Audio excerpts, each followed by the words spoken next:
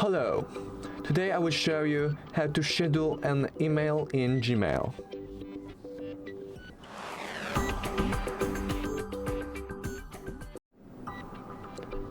To start, open Gmail. Then compose. Choose where you want to send email to and choose three dots over here and pick schedule send. Then you can choose when you want to schedule. Tomorrow morning, this afternoon, Monday morning, last scheduled, or you can choose pick date or time and pick